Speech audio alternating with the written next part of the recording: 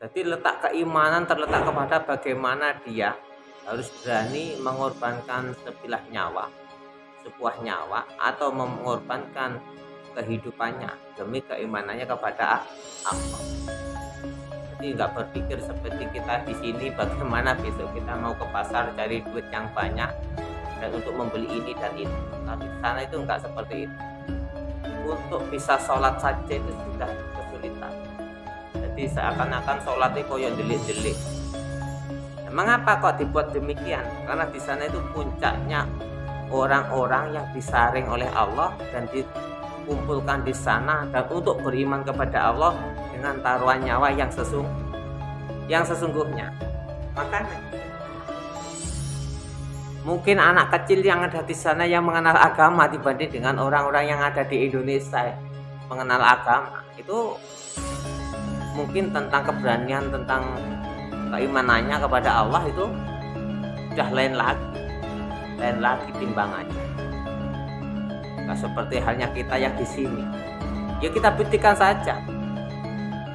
Kita berjalan pada tengah malam membawa sepeda motor, terus ada maling atau begal bawa parang, lari terkencing-kencing nggak?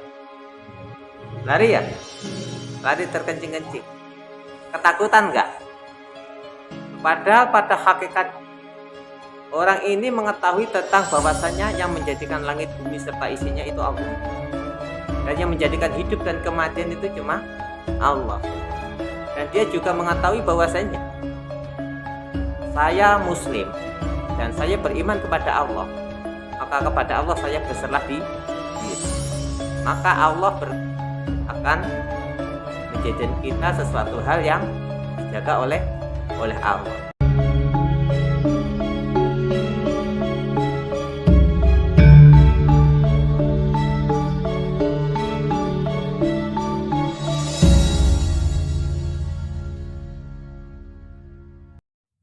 Assalamualaikum warahmatullahi wabarakatuh.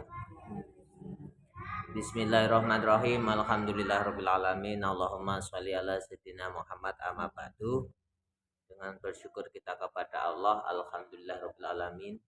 Dengan kita membaca kalimat shalawat Allahumma sholli ala sayyidina Muhammad, kita selalu berselawat atas Rasulullah Muhammad karena perintah Allah, innallaha wa malaikatahu yusholluna 'alan nabi ya ayyuhalladzina amanu shollu 'alaihi wa sallimu taslima.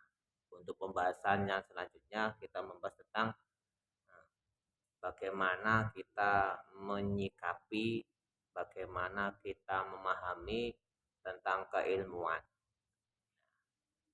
Sekarang itu yang rame kan peperangan Palestina dengan Israel. Iku piye ceritane kok sampai seperti itu?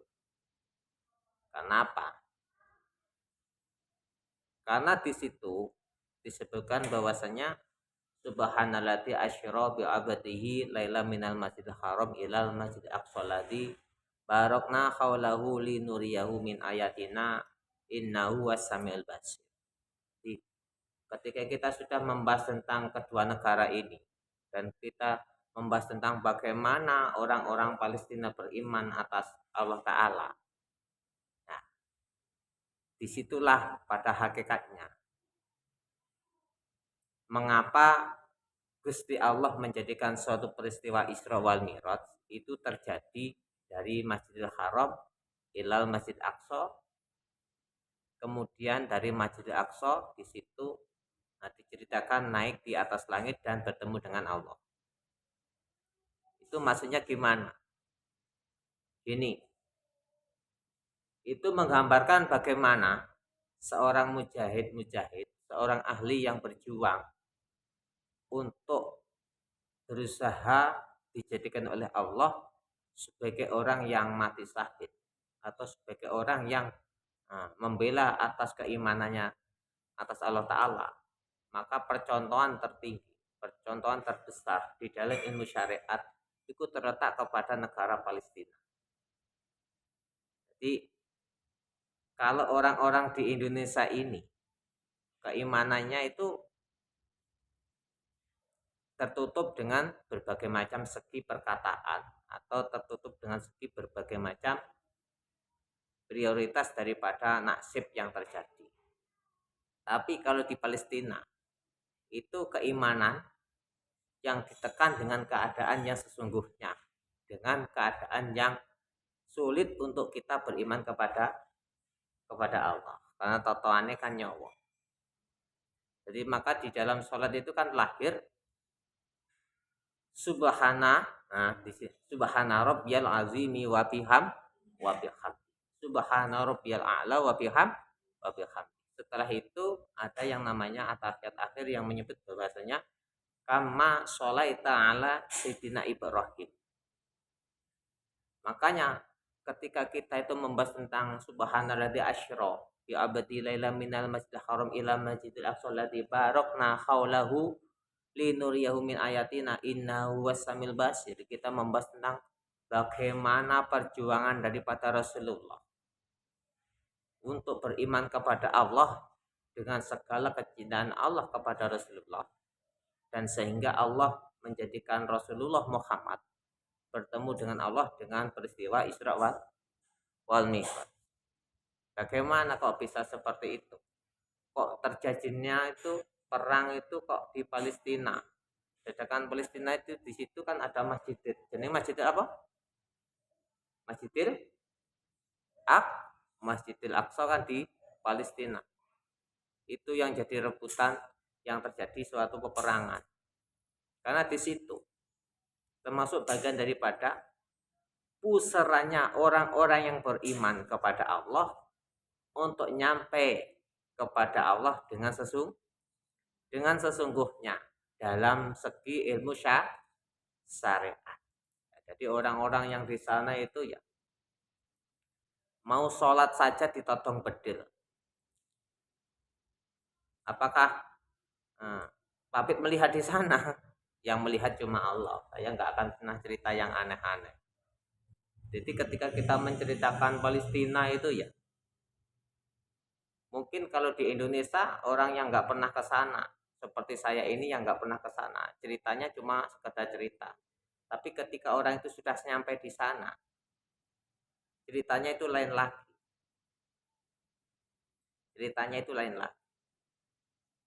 Dan lain bagaimana?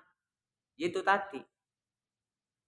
Jadi letak keimanan terletak kepada bagaimana dia harus berani mengorbankan sebuah nyawa atau mengorbankan kehidupannya demi keimanannya kepada Allah.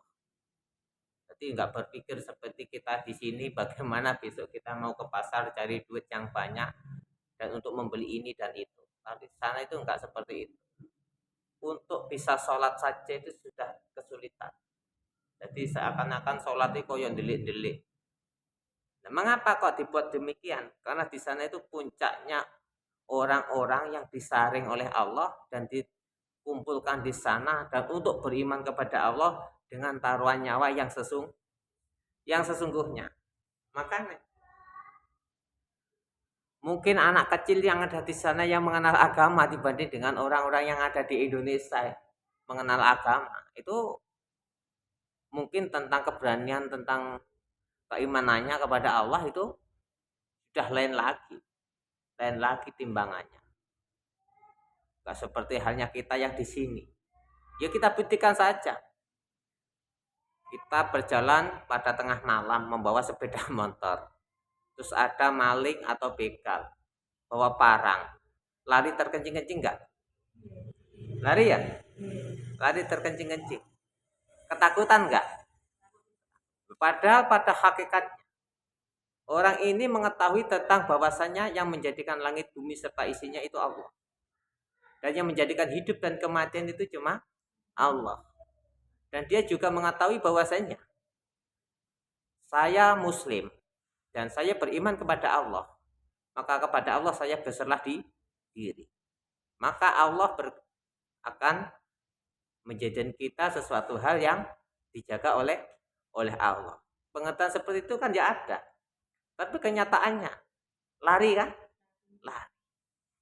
Itu tanda bukti bahwasanya iman sampean niku mau tentang keilmuan sampean, pengetahuan tentang Allah itu mau memang sampean akmalukan apa enggak? Itu. Sampean akmalukan apa enggak? Kalau nggak amalu kan ya lari.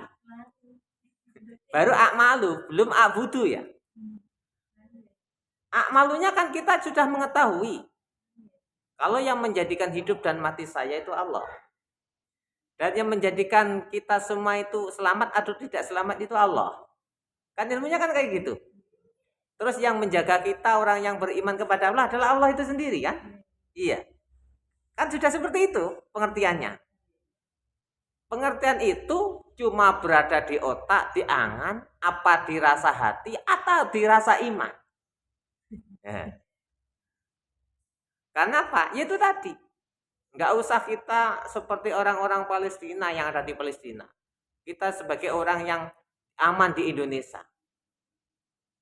Ketika kita berhadapan dengan orang jahat yang di situ bawa sebilah pedang atau apa, pasti larinya kita karena takut. Gak karena iman kepada Allah. Pasti karena takut. Mengapa? Karena letak pengertian iman kita belum nyampe kepada dasar tauhidnya yang sesungguhnya. Jadi seperti halnya kita mengaji seperti ini, terus menghadapi kehidupan dengan berbagai macam segi kehidupan dengan berbagai macam permasalahan. Umpama wong wedok iku wis keterak randi duit, randi beras. Itu pasti beda lagi rasanya.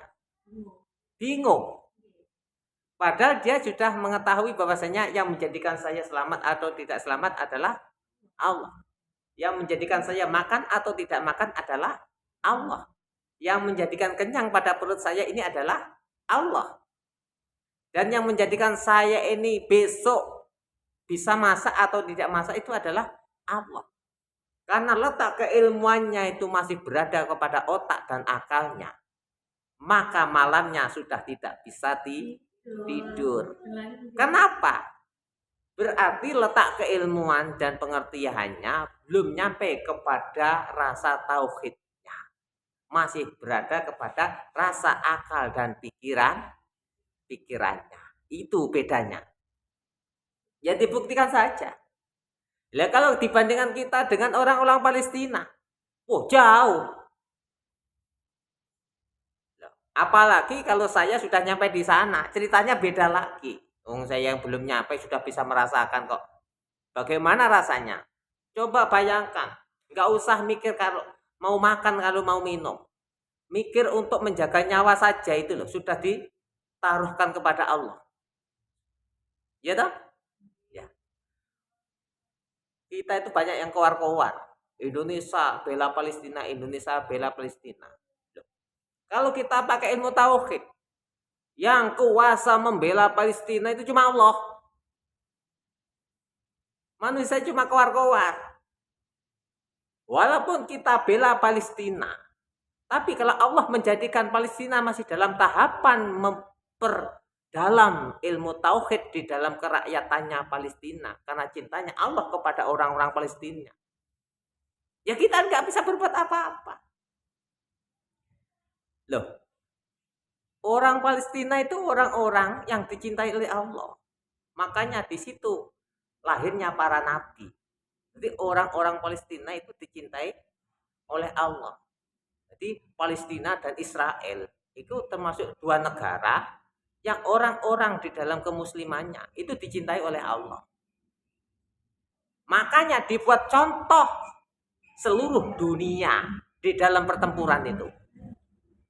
Jadi sebagai ayatina, sebagai ayat Allah, bagaimana kita menelaah keimanan kita itu kepada Allah itu seperti apa? Kita berkaca, kita bercermin kepada dua belah negara yang bertikai itu tadi. Makanya Al-Quran menyebut di antaranya dua negara itu akan terus selalu berperang atau selalu berselisih paham. Siapa yang menjadikan selisih paham atau tidak seperti itu? Kan cuma Allah. Kalau kita pandang halnya yang terjadi di Palestina, boleh secara manusiawi awake dhewe iki mesakne iki boleh. Tapi secara tauhid yang menjadikan seperti itu siapa? Allah. Mengapa Allah menjadikan seperti itu?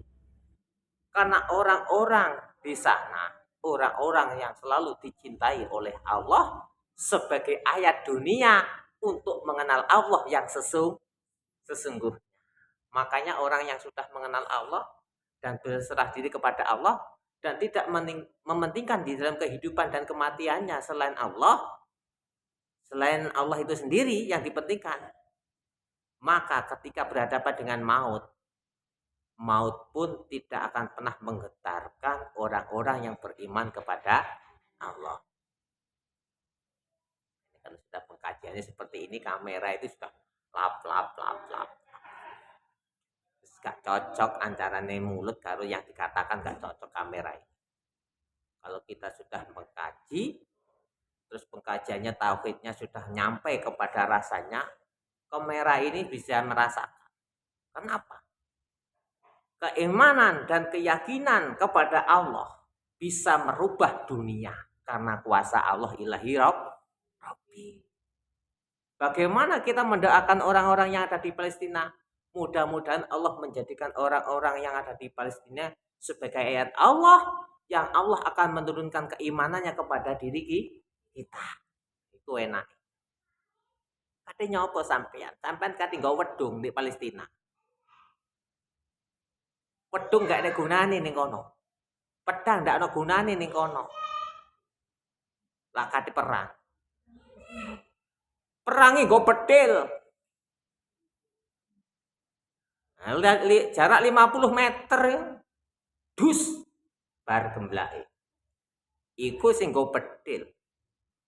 Lepas sing ndelik ning jerone bangunan tingkat, lah musuhe rodal, buka entek sak bangunane. Katanya apa? Kalau sudah seperti itu, serahkan semuanya kepada Allah. Kita selalu husnudzon atas Allah dan kita berdoa atas saudara-saudara kita yang ada di Palestina. Mudah-mudahan diberi suatu keimanan baik di dalam kehidupannya ataupun di dalam kematiannya. Itu enak. Ya kalau kita bandingkan sana ya jauh. Ngono sing diomongne sik swarga wae kok awake dhewe.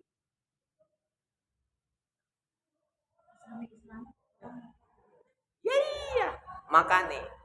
Jadi sana itu sebagai apa? Sebagai ayat untuk menuju keimanan kepada Allah. Makanya suratnya kan subhanallati asyra bi abadi laila minal masjidil haram ilal masjidil aqsa. Jadi ayatnya kan seperti ini. Jadi Al-Quran sudah menyebut subhanallati asyra bi abadi laila minal masjidil haram ilal masjidil aqsa. Jadi peristiwa terbesar di saat kita bertemu dengan Allah dan di saat kita berkeyakinan kepada Allah yang utuh dan di saat kita itu tidak akan pernah selain Allah untuk mengorbankan sesuatu hal karena untuk cinta kita kepada Allah, maka ayat ini sebagai landasan bahwasanya perjalanan dari Masjidil Haram sampai ke Masjidil Aqsa sebagai perjalanan ilmu syariat. Bagaimana kita mengenal perjalanan kehidupan kita mulai dilahirkan sampai kita mengalami suatu kematian.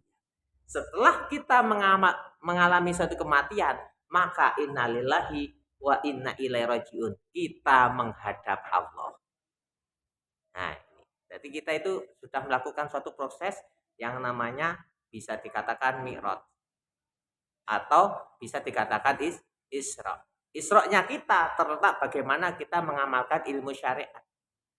Nah, mi'rajnya kita bagaimana kita mengamalkan ilmu tauhid atau ilmu hakikat. Ya itu tadi.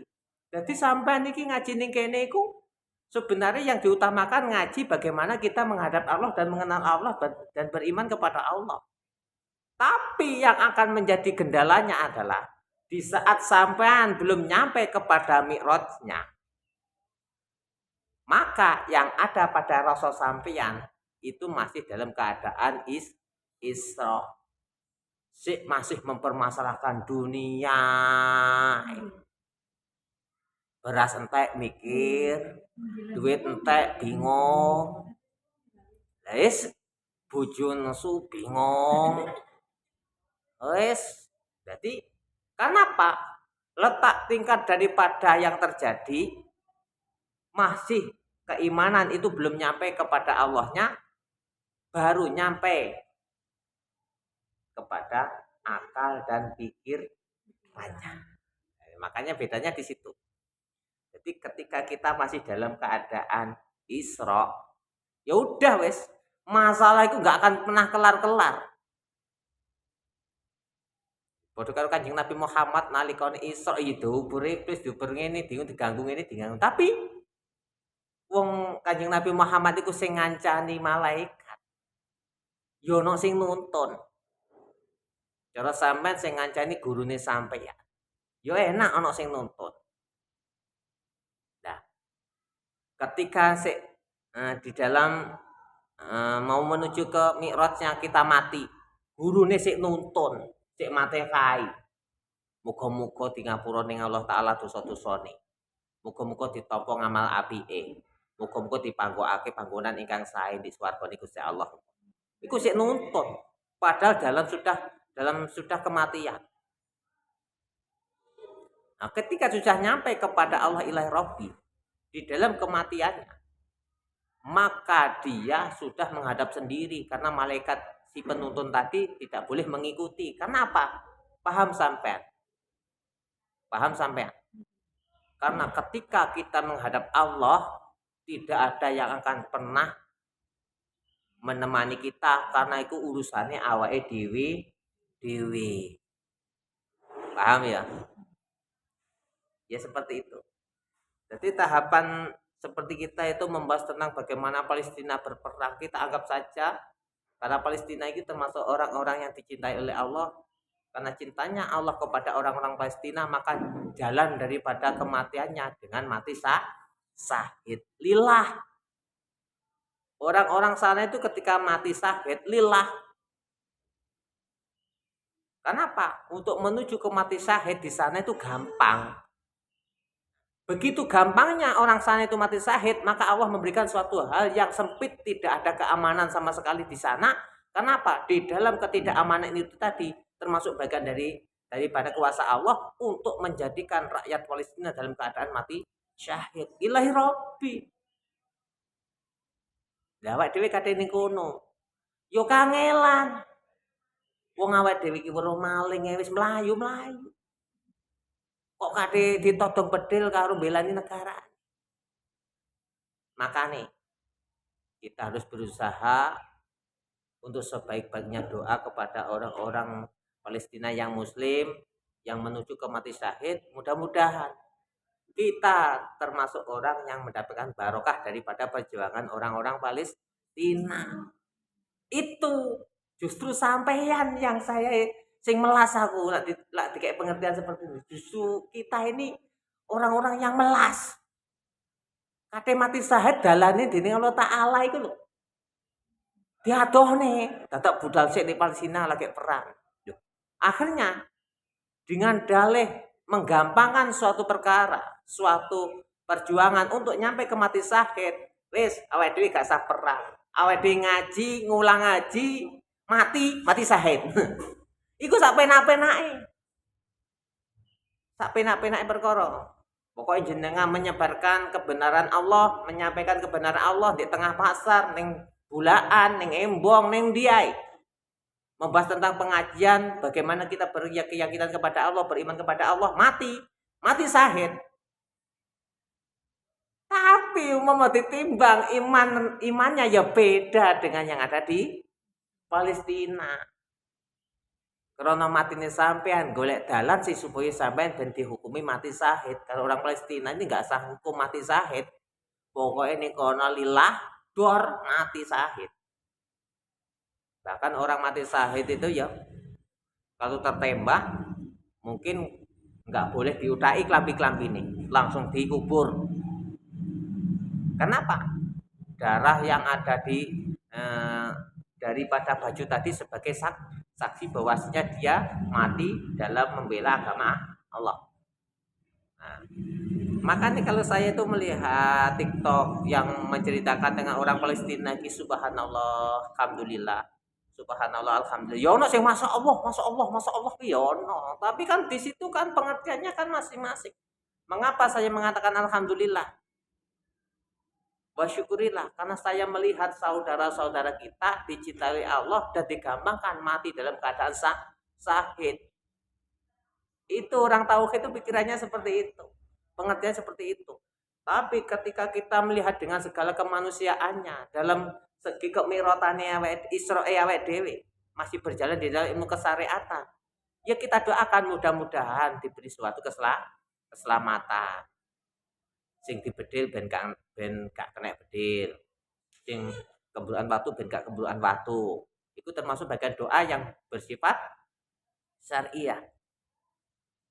Tapi ketika kita sudah melihat ayat Allah, sengeri apapun ayat Allah, kok kita paham dengan yang dimaksud Rahman Rahim Allah atas ayat itu tadi sebagai penyampai bahwasanya kita harus nyampai kepada kebesaran Allah yang hakiki. Maka di situ termasuk hati Allah atau hidayah Allah. Jadi saya itu memandang yang ada di Palestina itu, saya merasa kagum, saya merasa syukur. Kenapa?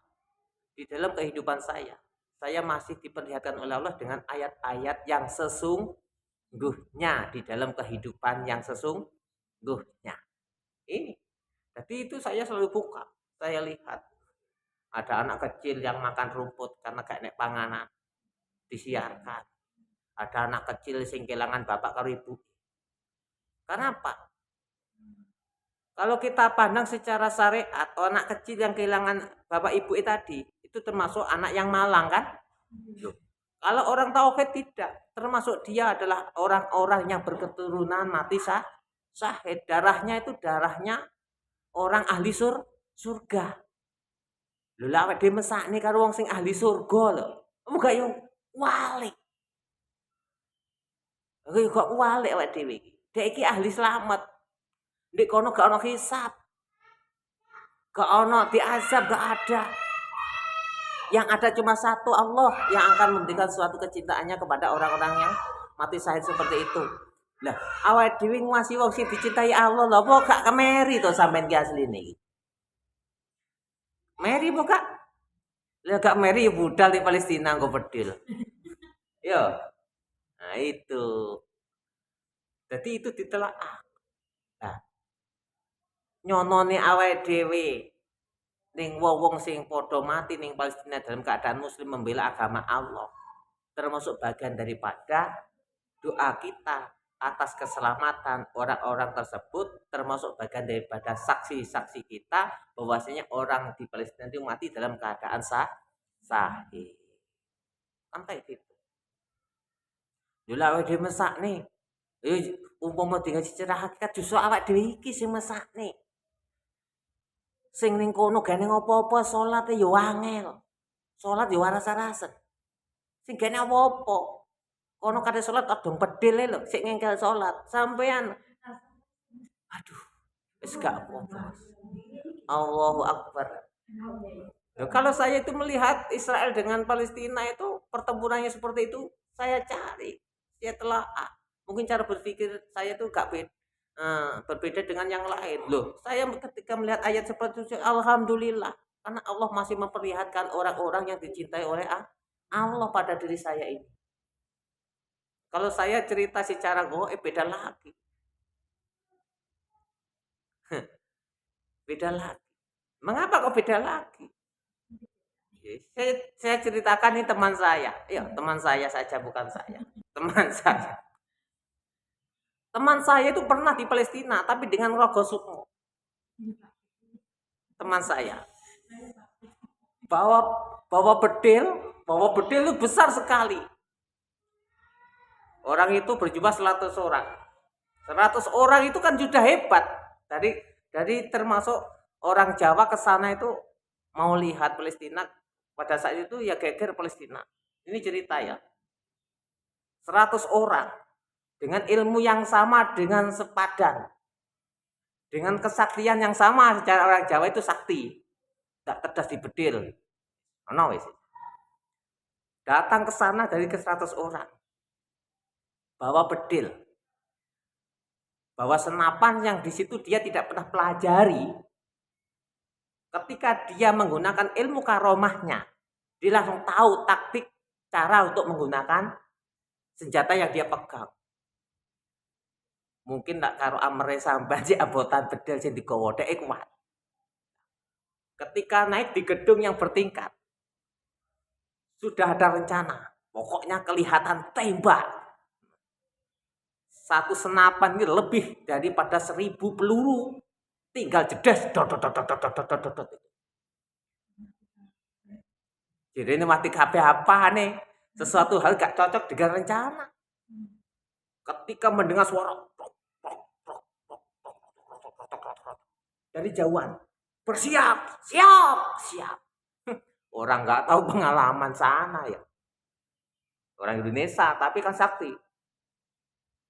Katanya sakti, karena dia diberi suatu kelebihan oleh Allah, bisa ngerokok sukmo, bisa lari ke sana.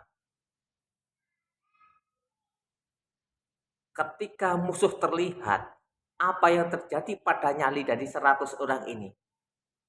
Untuk meluncurkan satu peluru saja, gak berani. Iya. Untuk meluncurkan satu peluru saja, gak berani. Mengapa? Sekali kamu meluncurkan peluru, kamu pasti pulang tinggal nama. Mengapa? Lawannya itu loh, ratusan ribu. Mungkin orang ini bisa membunuh 1000 orang. Mungkin setelah 1000 orang pelurunya habis, yang di belakang pasti akan nembak saya. Nembak teman-teman saya. Nah, saya itu siapa? Itu teman-teman tadi. Akhirnya apa? Pulang saja loh, sulit.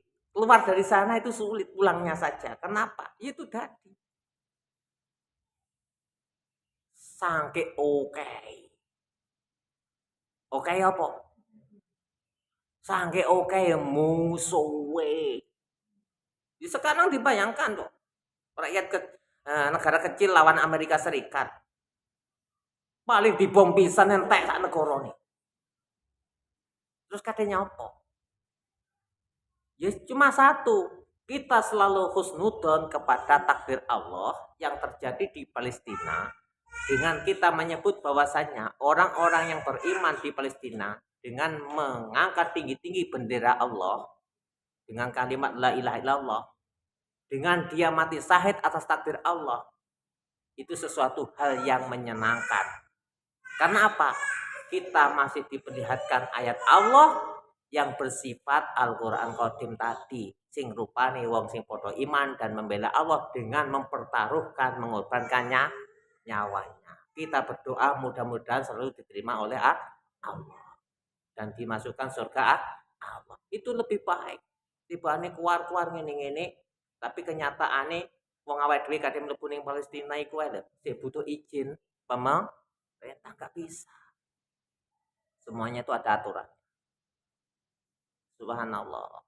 Jadi muga-muga peristiwa sing ana ning kono iki dadi motivasi perjuangan awake dhewe tentang bagaimana kita mencari ilmu tentang ketauhidan. Nah, jan dikonokne, di ngono, di ngene, di ngono, di ngene, orang yang tidak suka dengan kita lilah saja. Ya, kita lilah saja. Nah, jan ngaji terus ekonominya sulit, itu bukan urusan ngaji. Itu karena apa? Memang daripada kesulitan kita untuk mencari ekonomi di saat kita menegakkan tauhid Allah, itu termasuk bagian daripada bagaimana kita harus mengorbankan dunia kita demi kecintaan kita kepada Allah. Itu aja, udah enak.